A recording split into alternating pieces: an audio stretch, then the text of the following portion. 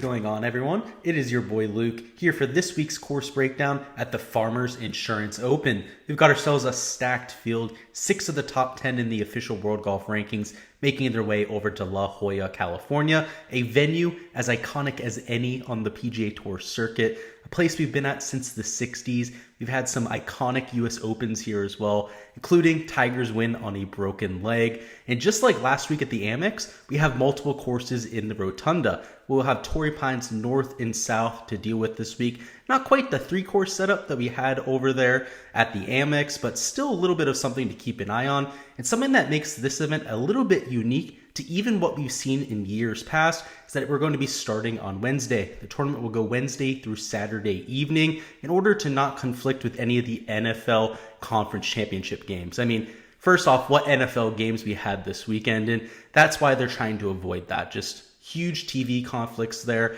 So we're getting a tournament a little bit earlier this week, a 2-course setup. Just a great idea by the PGA Tour to move that up in general. So it should be a very nice, entertaining, and viewing experience for all.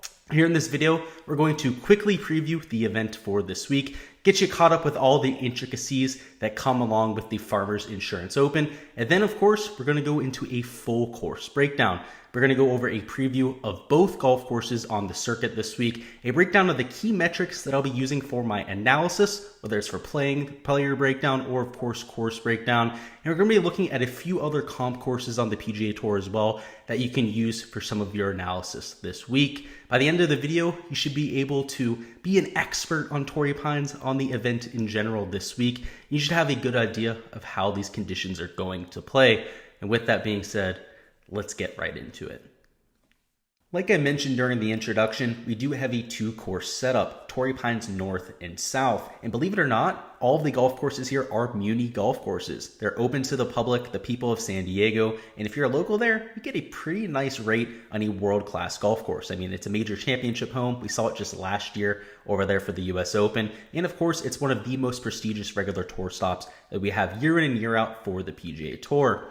Don't let that fool you though. Even though this is a municipal golf course, the fact that it's hosted majors should show you just how much teeth this golf course can have. It's a ball striker's paradise. The South course specifically, one of the harder golf courses we get year in and year out on the PGA Tour schedule. So it's definitely a demanding test. It's a stark difference than what we've seen over these last 3 weeks. I mean, the first 2 golf tournaments over there in Hawaii, birdie fest on steroids, not much difficulty there at all. And even last week over there at the Amex, even though on Friday and Saturday it played a little bit more difficult than in years past, we still got a winner well into the 20s under par. So not going to be that same type of golf tournament. This is a venue where we typically see a winner anywhere in the range of, let's say, 12 to 16 under par. You might get an outlier closer to the single digits every once in a while. And of course, you might get a little bit of an outlier like we saw with Justin Rose, where he was able to reach 21 under par. I believe that was 4 years ago. So you're going to get extremes to one way or the other. But in general, this is a much more demanding test of golf than what we've seen, and it really kicks off the true PGA Tour schedule, in my opinion. I mean, those birdie fests, you heard it from Jon Rahm himself, not necessarily a fan of the conditions when they get that easy, but when we get to these iconic type of golf courses like we have with the Torrey Pines, all of those problems are solved, right? Not anything that these players can really complain about. The only thing that can go bad is if you don't have your game at a demanding golf course, you're going to get exposed. So of course, some of the better players in the world, like a Jon Rahm, prefer these type of conditions. You can't get away with hitting awry shots. It doesn't turn into that quote-unquote putting fest that Rahm was talking about, which really from a viewership standpoint, at least for somebody like me that likes to see true golf, not just people making birdies left and right, makes it for a much more entertaining event. Let's talk about a little bit of the specifics for this golf tournament. So even though we do have multiple golf courses in play, the cut line is going to happen after 36 holes. So back to normalcy there. Also, the typical cut line of the top 65s and ties, and players are going to be playing both of these venues before the cut happens. So if they play the North course on Wednesday, they will be playing the South course on Thursday and vice versa. And we really have the best field ever here. Typically, this is a strong PGA Tour event, but this year it's going to be up there with some of the majors and even something like a Players Championship. It's by far the strongest field in at least tournament history here, and that's a lot to do with the Pro-Am. The Pro-Am has been scrapped from the Farmers Insurance Open in the late 2020s, the early part of the 2000s. There was a Pro-Am portion given with this event, and a lot of players don't prefer that. You saw a lot of guys frustrated last week at the Amex, especially towards Saturday and Sunday, those that were in contention. So as a result, they scrapped that, and ever since then have gone some really solid fields. We have 6 of the top 10 players in the world per the official World Golf Rankings, including Jon Rahm, Justin Thomas, Xander Schauffele, Bryson DeChambeau, and of course Hideki Matsuyama, winner at Waialae. We also had some past champions here, such as a Patrick Reed, who did end up winning by 5 strokes last year at -14. That was what we usually see with the winning score here at Torrey Pines, something between 12 and 16 under par. When we get a performance like we saw from Justin Rose or even Brandt Snedeker, where he won at just 8 under par, those are the outliers. Some of the other winners that will be teeing it up in the field, we have Mark Leishman. He won at 15 under the year before Patrick Reed. Justin Rose at 21 under. Jason Day at 10 under. Jon Rahm won a little bit ago at -13. That was for the Farmers Insurance Open. Obviously won the US Open last year, which I don't include here on the past champions list, just because it did play much more difficult, right? It had longer rough there. You also dealt with a par 71 rather than a par 72, and they played the South course for all 4 rounds. As a result, I don't really want to include it on that list there. But the year before Jon Rahm won, Snedeker won at 8 under par. Usually winners here, like we mentioned, somewhere in the teens under par. And if we zoom out even further on this event, we have winners of 9 under par, 9 under par, 14, 16, 16, 13, and 12 under par. So outside those outliers that have happened over the last 5-6 years, we've really seen a lot of consistency from the winning score. So that's where I'm projecting it this week. I think those outliers were exactly that, something that we want to cut out of our data set just because they're going to skew it one way or the other and not in a positive fashion. The historical cut line here has been anywhere between 1 and 3 under par. We have never seen it go over par here. We've had an even par a few years, but even when we've had a winning score like Justin Rose had over there at 21 under par, the cut line was only 3 under. So it's not like you're going to get something like what we saw at the Amex where 7 under par was making the cut, or even at Waialae where it was 5 under par. That is just much too aggressive here. As long as you're playing relatively solid golf, you're able to get it under par for the first 2 days, you should be making the weekend. It's also notable, like I said before, that this plays much easier than what we see at the US Open. You may remember that this played as a par 71. We were only at the South course. That's because one of the par 5s was turned into a par 4 for the US Open. That will not be the case this week. You'll see that when we get over to the South course. We'll be playing as its usual self as a par 72. And even though we do have the 2 courses in play, a majority of our focus here is going to be on the South course. It's where we're playing 75% of this golf tournament. It's also the more difficult of the 2. The North course, a little bit more similar to what we saw over these last few weeks, especially at the American Express. But the South course, a beast of its own. So we're going to begin here with a full breakdown of the North course, but it'll be a little bit quicker than our South course breakdown. We're going to take a little bit more time there, go over key stats, comp courses for the South course, just because it is that much more important for our analysis. We'll start off with the North course. That is a William P. Bell design. Same thing with the South course. But over the years, we have seen a handful of redesigns. Most notably last in 2016 by Tom Weiskopf. It is by far the easier of the 2 tracks. It's a little bit closer to the venues we saw over there in Hawaii, or even last week with the 3 at the Amex. Scoreable conditions, a scoring average right at 69.4 over the years here. And in terms of the difference between the North and the South course, you're looking at a whole 2.1 shot difference. That means in Showdown, of course, if you guys are playing DFS, it is a no-brainer. You want to be targeting guys on the North course. Let's talk a little bit about why it's so much easier. First and foremost, same setup as the South course. It's a par 72, 7,258 yards. So in terms of the distance, we're going to get to the South course here in a second. It's almost a whole 500 yards shorter. In terms of the fairways, we have Bermuda grass fairways. They are relatively narrow here, a lot narrower than what we saw at the Waialae, which were already narrow fairways to begin with. So you're going to see players missing a ton of them here. In terms of the rough, we do have Kikuyu rough. That is something that's a little bit unique to this region of the country. Over there at the southern part of California, you get this Kikuyu grass, which is really devilish to hit out of. It's almost impossible to hit accurate chip shots out of it. That's why we see the scrambling rate at both of these golf courses at the lowest of any courses on the PGA Tour. A lot of that has to do with the length here as well. You're missing a ton of greens here, which means you're going to have a lot of stress put on that around the green game. So even though we do see similar grass types at Pebble Beach, some of these other coastal coastal California type golf courses, that effect is only exacerbated here at Torrey Pines. In terms of the rough, it'll grow to right around 3 to 4, maybe 4.5 inches by the end of the week. The superintendent has already said that they have it at 3 inches right now, and they're going to let it grow throughout the week until Saturday. So I do expect it to be a little bit longer. It should get a little bit more penal as the week goes on, even more penal than what they see during the practice rounds. It'll probably be closer to 3.5 by the end of the practice rounds. And again, just a little bit more gnarly by Saturday. In terms of the green size here, relatively large greens at 6,250 square foot on average. That is, again, slightly above the average for a PGA Tour event. So it's not like the greens here are very penal. That's why we see the scoring average where it is. You're going to miss a lot less greens at the North Course than the South Course. We'll get to that here in a second, but the South Course has greens with an average of less than 5,000 square foot. So that 1,250 square foot difference does make a huge difference. And again, when we have around the green conditions that are as difficult as they are here at Torrey Pines, that is going to change your scoring drastically. Another thing to mention here as well is the grass type. Here we have bent/POA hybrid greens. So while we have POA Anua greens over at the South Course, we do have a bent grass influence here. What that leads to is better scoring conditions. POA Anua is by far the worst putting surface for PGA Tour players. Players miss many more putts on POA than they do any other surface. It's a little bit more inconsistent. It will grow throughout the day, which means that the guys that are teeing off in the later half of the afternoon are going to be having less putting stats than the guys in the morning. It makes that much of a difference. It's usually right around a 0.2 shot difference per round, but extrapolated over large sample sizes, that would clearly, make a large difference in your projections. So that's something that will be baked into my projections later on this week. The earlier the tee time, you're going to get a slight boost to your putting statistics. But the guys going off in the afternoon, going to be dealing with a lot of issues over there on the South Course. The beauty of that bent grass influence is it slightly diminishes that impact.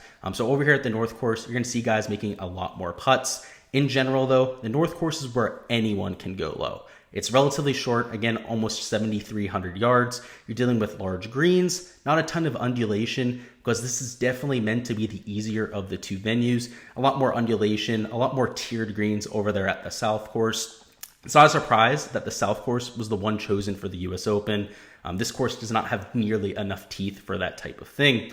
Another thing is that there's going to be a lot of emphasis on the mid-irons at the North Course.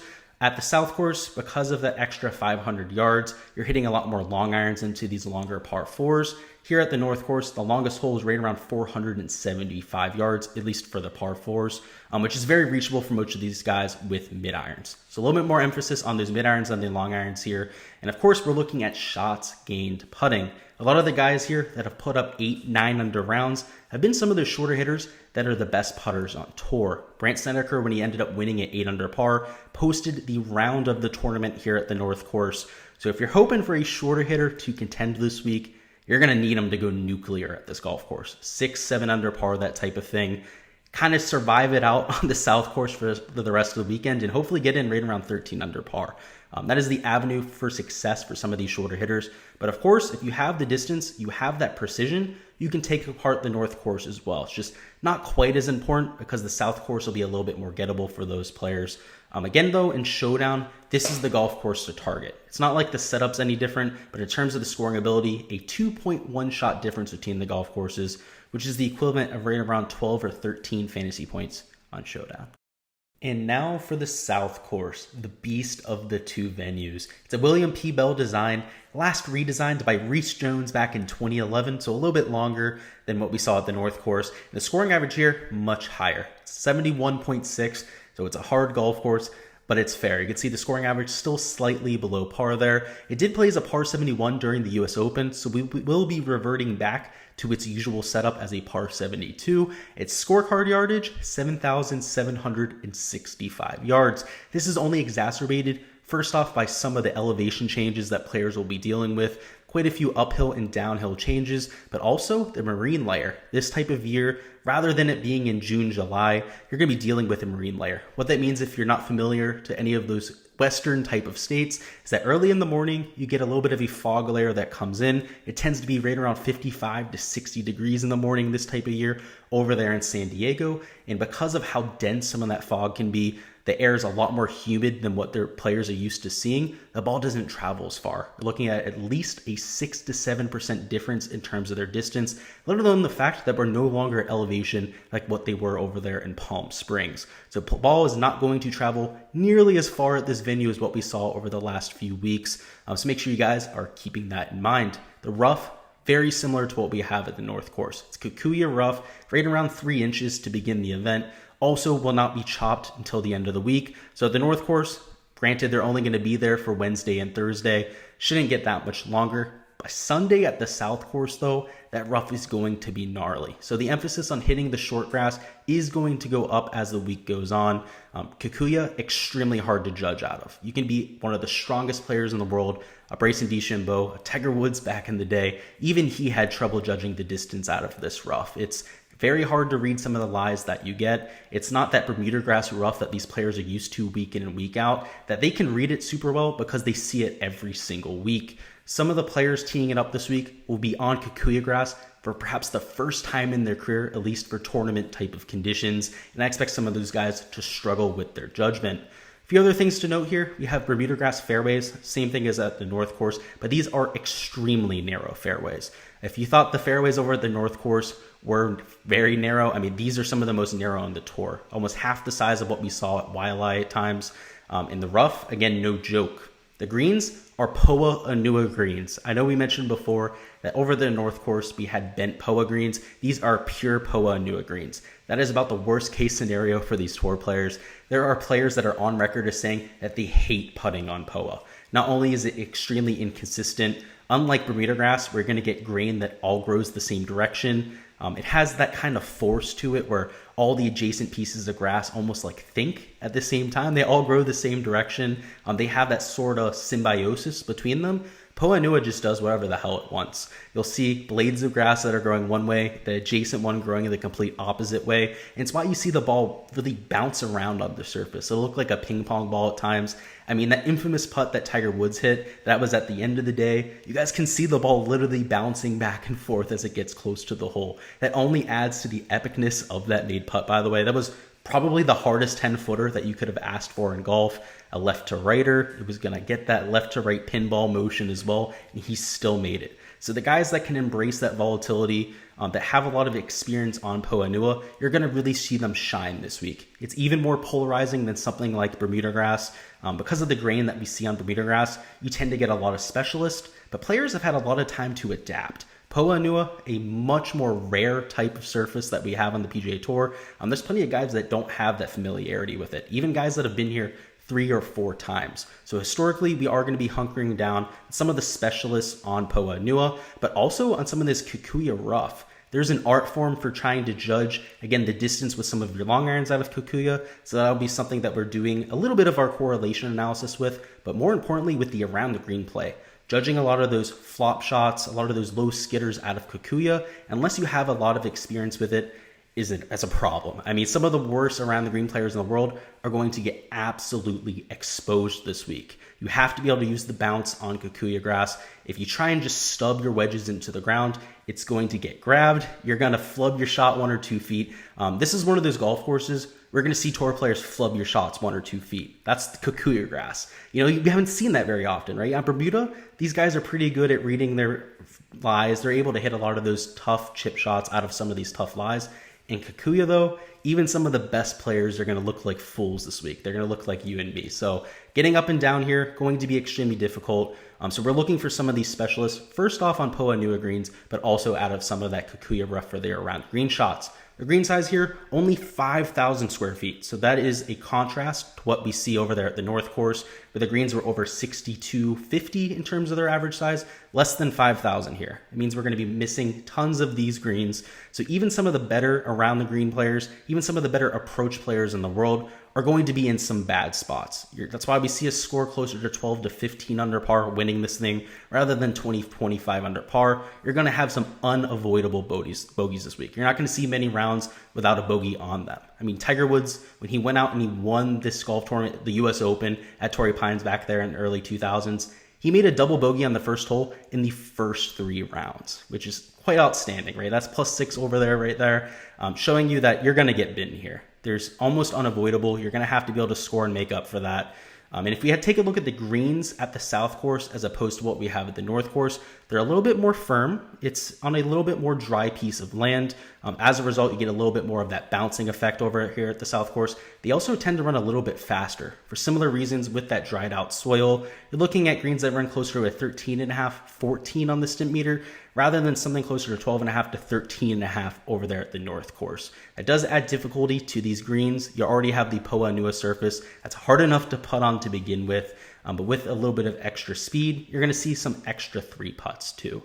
That's why we see the 2.1 shot difference. I mean, the scorecard yardage, the complexity and speed of these greens makes it one of the tougher tests of golf. So that's why I say the season really begins here at this point of the season. One thing I'll say is we're not going to do a complete hole-by-hole breakdown here just because Torrey Pines is a well-broke-down golf course. I'm going to put a link down in the description for you guys right now if you guys want to check out a hole-by-hole breakdown. Very solid one that I have down there in that video. Golf Architecture Guy goes hole-by-hole, talking about the design, what players are going to have to look out for, some stunning views of the golf course as well. So if you guys are looking for that complete hole-by-hole breakdown, make sure to check out that video in the description. All right, now let's go through my key metrics for success here at Torrey Pines. And of course, a much bigger emphasis on the south course here, as it is the venue for 75% of the event. Also because it's the more difficult of the two tracks. You're really going to see players separate themselves over there at the south course. So that's definitely reflected here with these key metrics. First and foremost though, the one aspect of your game that you absolutely have to have here at Torrey Pines is the off the tee play. Whether you're a bomber, somebody who makes a ton of strokes up on the field with his distance, or somebody who hits almost every single fairway, is never putting himself in a lot of trouble, you got to at the very least do one of those two things. If you're a prolific, an all-time great driver of the golf ball, i.e. a Tiger Woods, Jack Nicklaus, Bryson DeChambeau, you're also going to be a prolific winner at this event. We've seen Jon Rahm win the US Open here. We saw him win the Farmers Insurance Open there in 2017. So it's no surprise to see these guys as consistent winners here. You're getting a lot of that advantage off the tee. At nearly 7,800 yards, the South Course is a beast to begin with. But this type of year, when we have that marine layer, it plays closer to 8,000 yards. So distance could almost be a prerequisite, but I'll stop you right there. Brandt Snedeker has won this event twice, and he gets it done with that accuracy. In years where this gets a little bit more difficult, the conditions play closer near the teens or even the single digits under par, guys that are accurate off the tee going to be almost as live as these long hitters. Even though it is almost 8,000 yards, when you're hitting out of that short grass, it's much easier to hit those hybrids, those 3 woods onto these small greens. Brandt Snedeker, of course, has an immaculate short game as well, which we're going to get to here at number 3 and 4 with our key metrics. But shots gained off the tee, whether you're getting it done with your distance or your accuracy, going to be a prerequisite this week to making up room on the field. Next up, we have shots gained approach. It is a staple of our analysis week in and week out, but there is going to be a much heavier emphasis this week on the 175 to 200 yard bucket, and of course approaches from over 200 yards. There's going to be emphasis for Kikuyu rough. We have a lot of those stats in my database, so guys that excel with their long irons out of Kikuyu going to get a significant boost in my modeling this week, but also guys that are good out of the fairway from these distances. Like I said before, Brandt Snedeker won this golf tournament twice by hitting some of those long irons into these small greens, so getting it done that way, definitely viable as well. Some of the players like Bryson DeChambeau, Dustin Johnson, those elite distance type of players, they're also going to be hitting quite a few more mid-irons than the rest of the field. So that's where you're going to see them differentiate themselves as well. You're going to get the shots gained off the tee numbers that are advantageous versus everyone else. But because they're hitting some of those mid-irons, also going to be easier for them to gain with their approach play. That's why we've seen some of these longer hitters like a Dustin Johnson, Jon Rahm, Bryson DeChambeau before he missed the cut that one year, gain on approach. It's because they have some of those short irons in hand. So if you can avoid those long iron buckets, great. But a majority of the field, of course, going to be in that 175 to 200 yard or even 200 yard buckets more often than not. It's what you get at these 78 to 8,000 yard type of golf courses. It's going to be a key differentiator, just like shots gained off the tee. Next up, we have shots gained around the green and also shots gained putting on Poa Nua. We're just going to call this shots gained short game, and specifically on the Poa Nua surface and out of Kikuyu rough. Like we said before, course history at these type of conditions is key. Kikuya, extremely hard to read these lies. Anytime we have Poa Nua greens, extremely unsettling to people that don't have experience on them. At both of these venues, the North and the South course, they ranked the bottom 2 on tour last year for getting up and down. Scrambling rate combined was right around 70.78%.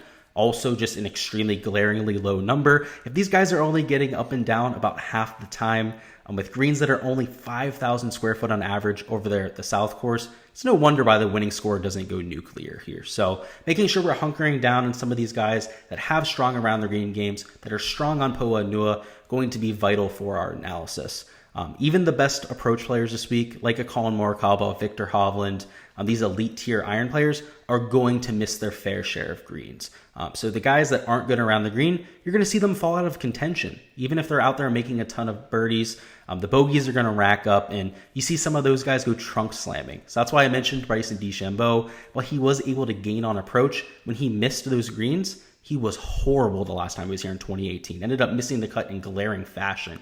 His shots gained around the green was one of the worst metrics we've ever seen for Bryson. So making sure that some of these guys that aren't as strong on approach are really good around the green is going to be even more so important. The guys that miss more and more of these greens, there's going to be a higher emphasis on shots gained around the green. So a little bit of a custom model this week. I don't usually like to adjust my model based on one parameter, but the first parameter I'm going to run for these players is their approach number. The higher the approach number, the less important shots gained around the green is going to be for them. And this is key because the guys that have a lower shots gained approach number around the green is much more important. They're putting themselves in that opportunity much more often than some of these elite tier iron players. So that's something that I've changed up here for the Farmers Insurance Open. It's something that I'll continue for quite a few of these events going forward. It takes a little bit of more effort on my part. It's something that's a little bit less automated than some of my other processes. But with the emphasis on the around the green play this week that will change from player to player based on their iron play, is something that I'm looking to implement. So we'll get back to you next week, let you know how that type of analysis ended up working out. But I have a lot of promise, or just I feel pretty good about the process and what it's going to breed for us here. The last thing we'll mention is the shots gained putting in general. At this type of event, putting a little bit less important than most. That's why I have it down there at the bottom of this list. And even though Poa Nua, a surface that you have to get used to here, the main way you're differentiating yourself is with those top two, right? The shots gained off the tee, the shots gained approach. This is a ball striker's paradise. So even though the around the green, the putting is important, don't kid yourself though. It's nowhere near as important as those first two stats. You're looking at about 75 to 80% of my weighting this week being up there with those top two buckets. So keep that in mind. While these two are important differentiators, by far the most important metrics to look at this week is going to be that distance and, of course, that approach play. And now finally for our comp courses. These are a few venues that we've seen on the tour before that are really good comps here and that you can use for some of your adjacent analysis. If you're looking for a little bit more course history, particularly on some of these Poa Nua type greens or Kikuya, you can definitely look at some of these comp courses to add to your sample size. So at the start, we're going to have Quail Hollow. Quail Hollow, the home of the Wells Fargo Championship, going to be the home of this year's President's Cup. Great comp course, particularly because the ball striking emphasis at these golf courses is almost identical. It's a relatively long golf course, nearly 7,700 yards. You deal with quite a few elevation changes going up hills. You have some gnarly rough, and even though it is a parkland style golf course, with its length, with its emphasis on that ball striking ability, it gives very similar vibes. A lot of the winners that we've seen do well at the Wells Fargo Championship have also excelled here at the Farmers. Not a surprise there. Again, one's a coastal course, one's a parkland style golf course. So from the visual sense, from the location sense, not a very good comp course, but for the skill sets that we're looking for, solid off the tee play, solid approach play, a very comparable event. Next up, we have TPC Harding Park. That was the home of last year's PGA Championship, or I guess 2 years ago at this point, if you're counting last year's at Kiawah Island as technically last year's. But over there in 2020, TPC Harding Park was the home of the PGA Championship. It's on the West Coast, up there towards San Francisco. And even though we're not dealing with Kikuya rough, not quite as significant of a marine layer as what you're going to have over there in San Diego, you're still dealing with Poa Nua greens, a huge emphasis on your ball striking ability because they really let the rough grow out there at TPC Harding Park, an emphasis on hitting fairways. hitting a lot of these greens and avoiding the tough up and down play. So TPC Harding Park, a great comp course. I mean, it was the host of a major championship for the PGA Tour. Same thing with Torrey Pines in the US Open last year. So also gives you a lot of those vibes. But lastly, we have Winged Foot Golf Club. I don't think anyone would have expected that, but it is a great comp course for this week. I was watching a replay of the US Open at Winged Foot just a little bit ago, and I was getting just such amazing vibes, such similarities between that course and what we have at Torrey Pines. First and foremost, the rough there, extremely penal. Granted, it's a lot longer over there at Winged Foot, but that's very similar to the Kikuyu rough that's only 3 to 4 inches. Because it's so much more difficult to judge, you're looking at a similar difficulty between those two golf courses out of the rough. Also, extremely narrow fairways, long golf course at nearly 7,700 yards, scoring average a little bit higher at Winged Foot because it is a par 71 setup. But overall, much like what we have there at Quail Hollow, similar skill set for success. Guys that are long off the tee, guys that can hit a approach shot out of the rough, particularly from 175 to 200. That is right in line with what we're looking at this week at Torrey Pines. So for these 3 golf courses, any guys that have had success at any of these venues going to be very live this week. People like Colin Morikawa that absolutely took apart Harding Park with his approach play. Of course, he's not in the field this week, but guys that have a similar level of ball striking ability, i.e. Justin Thomas, Dustin Johnson, those type of guys, also going to be great course fits. So that's why I like mentioning these comp courses here. That's all I've got for this week's course breakdown, guys. Hopefully you guys are a little bit more prepared for this week's event. If you're a fan just watching for the fun of it, hopefully a little bit more excited for this stacked field, just a fun event in general over there on the West Coast. But either way, I really appreciate you guys stopping by and enjoying the content. I'm supporting the channel here. It really means a lot to me. If you guys have a take on what the winning score is going to be this week, I personally have it close to 16 under par. Might be a shot or two lower than that if these guys really get on a roll. But if you have a take of your own, what you guys think the winning score is going to be,